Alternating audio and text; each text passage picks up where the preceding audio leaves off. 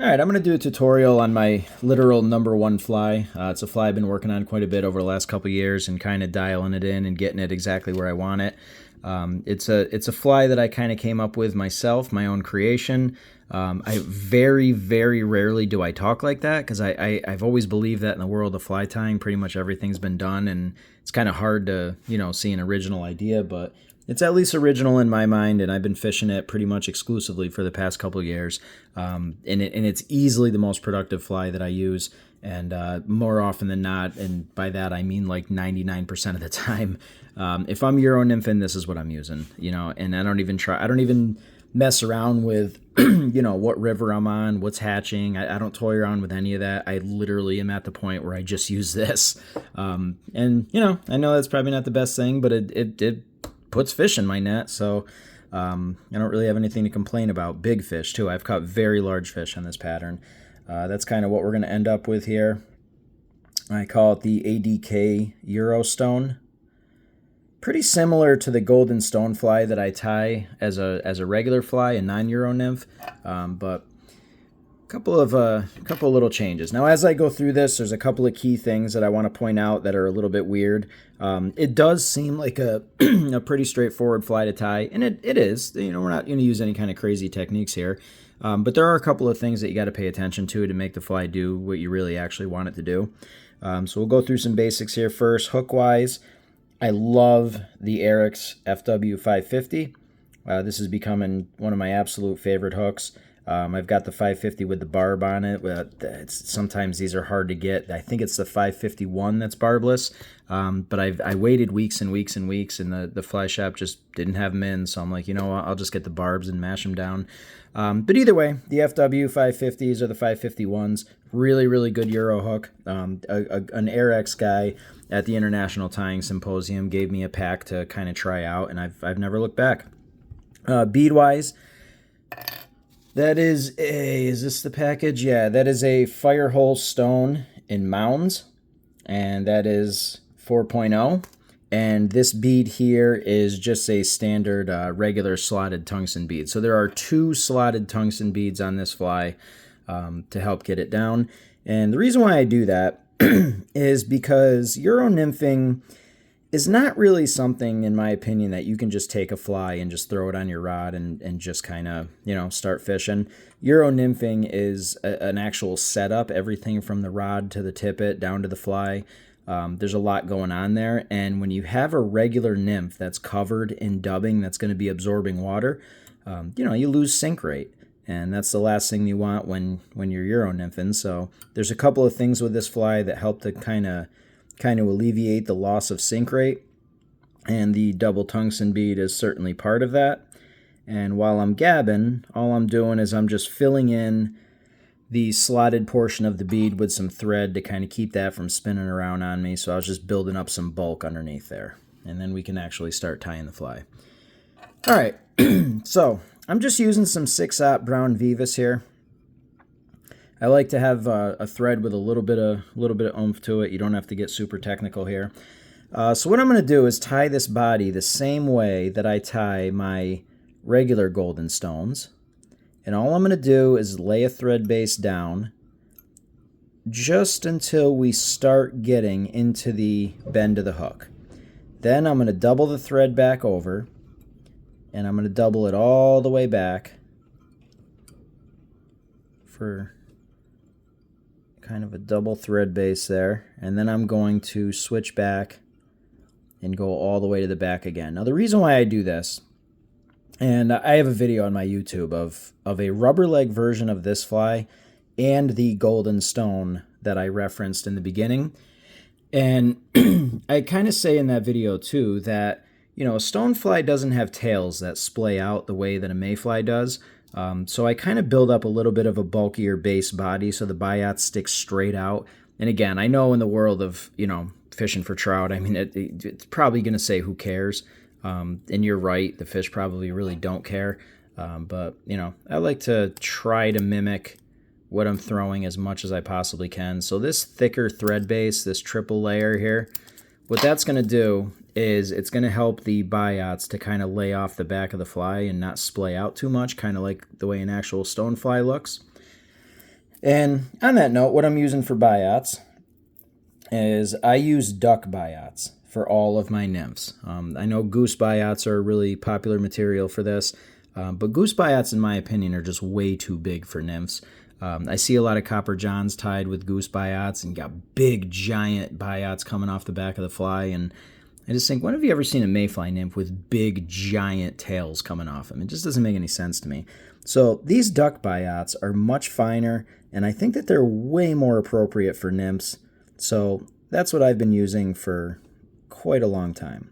So I'm just going to lay this flat on the back, give one loose wrap just to kind of hold that in place. And I'll tell you, I'm not very good at tying in biots. So if you have a better way to tie these in, I see a lot of people tying their biots in at the same time, holding two at a time and wrapping them both. I've never been able to master that technique. So, even though I'm tying these in one by one, that's really just because this, out of all materials, is the one that I struggle with quite a bit. So I do them one by one, lay them where I want them, and adjust them. And I do that because I'm just not very good at tying in biots.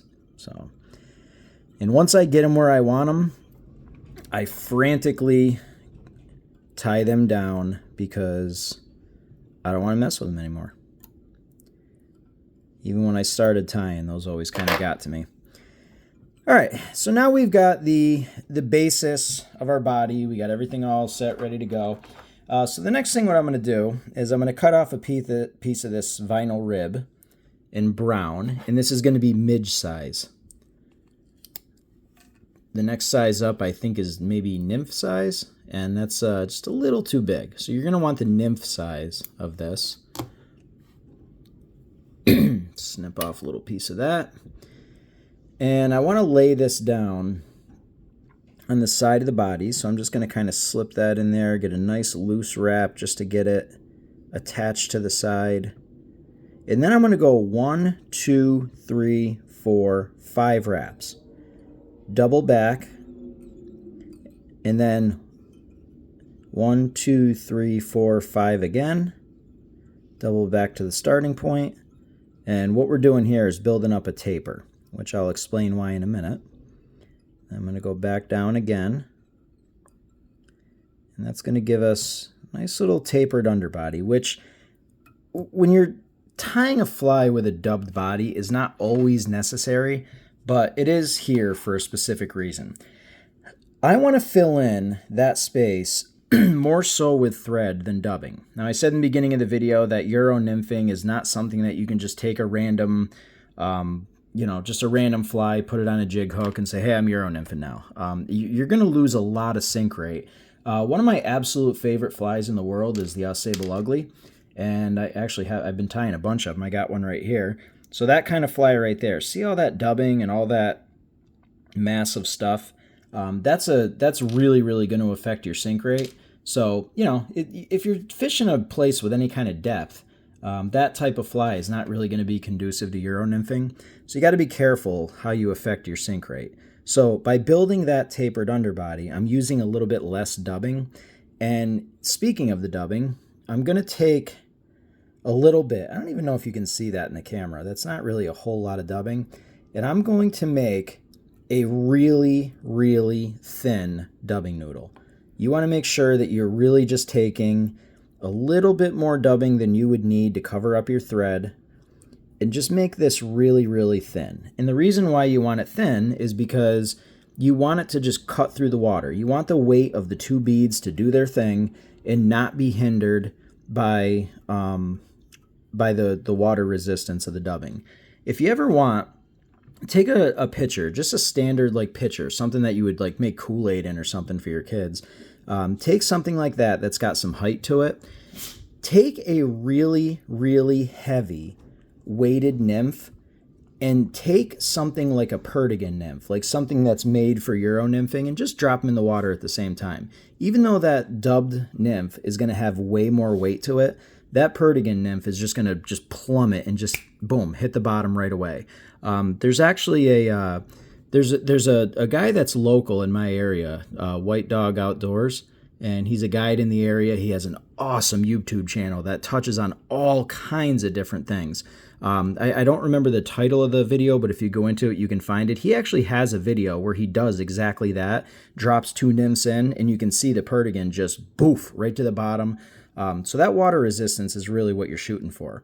And this really, really thin noodle is going to prevent all of that dubbing from affecting your sink rate. So all I'm going to do, I'm going to put 1 dubbed wrap behind my midge wrap there. And then I'm just going to take some wraps up the body. You don't really have to do much body forming because that's what the whole tapered underbody did for you. And then we're good. Now, notice that I left a little bit of space here behind the bead, and that's for a specific reason. Don't run your dubbing all the way up to the bead. Just leave a little space there. And the reason why is we've got to include some other stuff. But first, I'm going to take this midge wrap, and I'm just going to wrap this up 3 turns. You only ever need 3. So now you have a nice tightly wrapped body secured down with this midge vinyl wrap, and that's going to hold nicely, and that's going to cut right through the water. All right, so if I tie my wing case in right up to the bead, it gives a little bit of a weird look. I'm not really a big fan of it, so I'm going to take this cinnamon tip turkey tail, and I'm just going to pull some fibers off of there. You don't really need a huge prominent wing case. I probably want maybe 1 more fiber than what I'm getting here.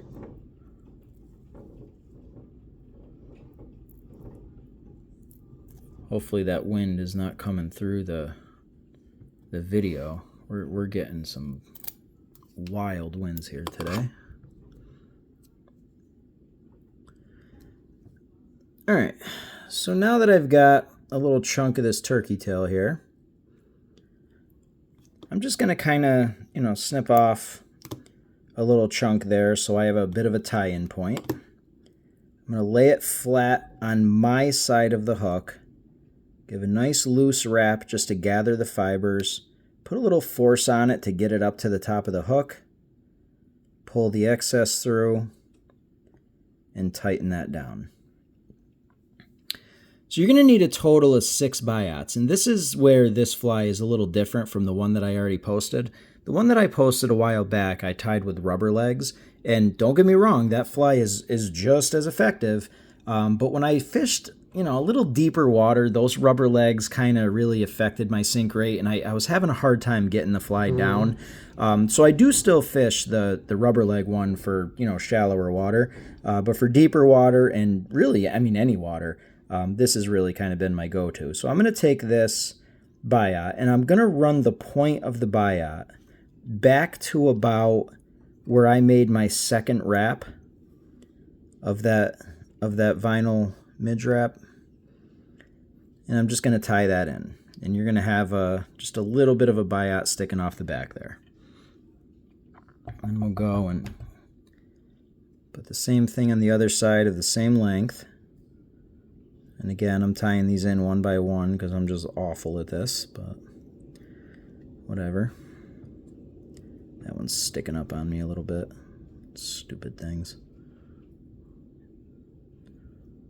There we go. Wish they would make a synthetic biot that just ties down exactly the way you want it every single time. That would annoy me because I like tying with natural materials a little bit more than synthetic stuff, but biots get on my nerves. Alright, so now we're going to need a little bit more dubbing, which now is the time where I should probably mention what dubbing I'm using. My favorite dubbing for this fly and all of my golden stones is this awesome possum in golden stone. I get this from Jay Stockard. Lots of people carry it, but that's my favorite. And I've got this loaded up in my dispenser here, and I'm just gonna apply a few things here. Jesus. That's not me. That's the venting of my house getting ripped apart by that wind.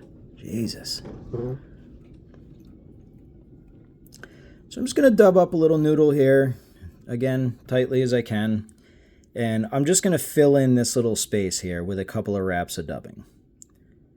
Just get that filled in. And then I'm going to take my thread, transfer it over to in between the two beads. And I'm going to build up a little bit of thread so that the biot's not sticking down in there too far. And on that note, let's take the other two biots and let's just stick those on there, tie them in the same way that we did the others. And the way that I want this to look is I want the front biots to be a little bit longer than the back ones, which they are right now, but I want them a little closer than that, so I'm just going to pull that through. Get it where I want it, tighten it up, and we're good. We'll get the other one on there on the other side. Try to match up the same length, get that as uniform as possible. If you're off with the length, it's really no biggie. Just go a little bit too long, and then what you can do is you can just take some, I keep needle nose pliers around, or you can take some tweezers, grab onto the end of that, and just pull it to where it's even. That's about good right there. And a nice tight wrap will splay it out a little bit more. And looks like we're good to go. So let's get this excess off there.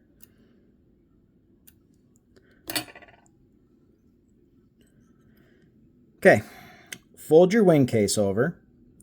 Just make sure that it's spread out, not all kinked up. Hold it with your finger, loose wrap, and then really bite down on that, get that secure. I got a little bit of excess here I want to get with some finer scissors. Get that out of there. Good. Okay, so wing case is in position. We'll come in, snip that out of there, and then pretty much done. The final step here is I'm just going to take another really, really lightly dubbed bit of thread. Nice thin noodle on there. Try not to overdub this too much. I also usually take an agitator and kind of tease out some dubbing on a lot of my nymphs to make them, buggy the way that I want. I don't do that with this fly. I leave it nice and firm. I want as little random excess dubbing as possible. So I'm going to go on, put a couple of wraps on there, and then I'm going to double up by putting my whip finisher on here, wrapping and whip finishing at the same time. And when you pull this, you'll feel and see your thread diving down into that bead to where you won't see it.